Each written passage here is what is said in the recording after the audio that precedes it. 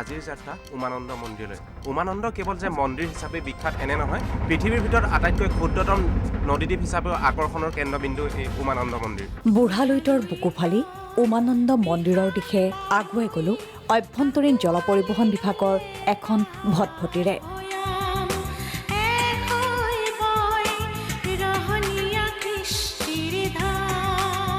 আমাৰ যাত্ৰাৰ সহযোগী হ'ল উৰিষ্যাৰ এটি পৰিয়াল। ব্ৰহ্মপুত্ৰৰ ফিৰফিৰিয়া শীতল বতাহজাকে চুই গৈছিল সকলোৰে মন প্ৰাণ।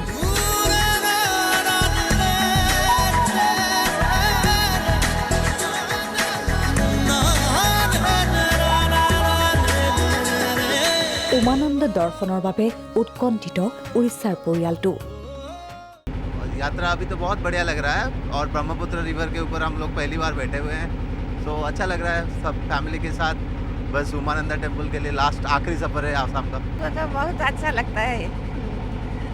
शिव जी के दर्शन है ना, आज सोमवार है, इसलिए मुझको बहुत अच्छा लगता है।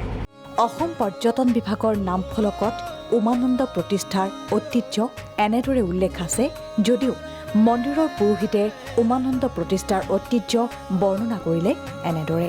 আহি আমি উপস্থিত হলোহি ভস্মাচল পাহাৰত। জনবিশ্বাস অনুসৰি আহোম স্বৰ্গদেউ গদাধৰ সিংহৰ শাসনকালত অৰ্থাৎ 1661 পৰা 1694 চনৰ ভিতৰত প্ৰতিষ্ঠা কৰা হৈছিল এই উমানন্দ মন্দিৰ। নদীখন পাহাৰখনৰ উত্তৰ দিশেৰে চলি গৈছিলে। সেই সময়ত দক্ষিণ ছাইডত নদীটো নাছিলে। সেই সময়ত প্ৰাগজ্যোতিষপুৰত এজন সদাগৰ আছিলে। সেই সদাগৰজন বহুত গাই গৰু আছিল। তাৰ ভিতৰত এজনী কামধেনু গাই আছিলে। কামধেনু গাইজনী ৰাতিপুৱা ওলাই সন্ধিয়া ঘূৰি যায়, দিনভৰ ক'ত থাকে কি কৰে কোনো গম নাপায়। এইটো চিন্তা কৰি গাইজনীৰ পিছত মানুহ লগালে সদাগৰে। বেলগছৰ গুৰিত গাখীৰ দি থকা অৱস্থাত গাইজনীক দেখিবলৈ পালে। তেতিয়া সদাগৰে চিন্তা কৰিলে নিশ্চয় বেলগছৰ তলত কিবা অমূল্য সম্পদ আছে।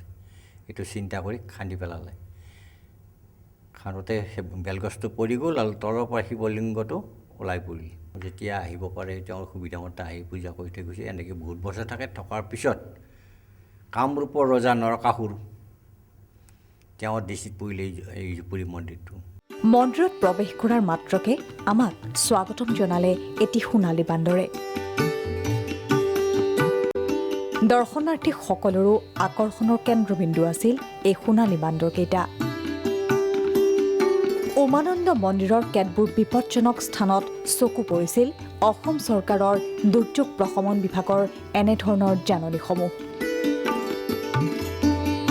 বিগত সময়ছোৱাত উমানন্দত দৰ্শন কৰিবলৈ গৈ কেইবাগৰাকীও দৰ্শনাৰ্থী বুঢ়ালৈতৰ কোবালসোঁতত উটি যোৱাৰ ফলতেই এনে সতৰ্কবাণী আঁৰি দিছে দুৰ্যোগ প্ৰশমন বিভাগে।